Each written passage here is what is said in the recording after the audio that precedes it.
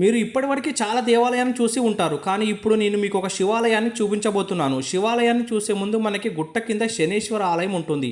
ముఖ్యంగా ఈ పరమేశ్వర ఆలయంలో చెప్పుకోదలసింది శనేశ్వరుని ఆలయం. హైదరాబాద్కి 60 కిలోమీటర్లు పడమరన వెళ్తే ఈ పార్వతీ పరమేశ్వర దేవస్థానం వస్తుంది. ఈ ఆలయం పెద్ద గుట్ట పైన ఉన్నందున ఈ ఆలయాన్ని పరమేశ్వర గుట్ట అని పిలుస్తారు. ఇప్పుడు మనం ఈ పార్వతీ పరమేశ్వర గుట్టపైకి వచ్చాం కదా. ఈ గుట్టపైకి వచ్చినాక మనకి శివుని దర్శనం చేసుకున్నాక పైన గణపతి మహారాజు అంట. అలాగే గణపతితో పాటు పైన ఏ విగ్రహాలు ఉన్నాయో, అలాగే ఏ దేవతామూర్తులు ఉన్నారో మీకు చూపిస్తా చూడండి. ఇప్పుడు పైకి వెళ్తున్నా. ఈ ఆలయం అంటే ఈ కొండ పైన పెద్ద బండరాయితో వినాయకుని చెక్కారు. మరి ఇప్పుడు ఆ వినాయకుడు ఎలా ఉంటుందో మీకు చూపిస్తా చూడండి.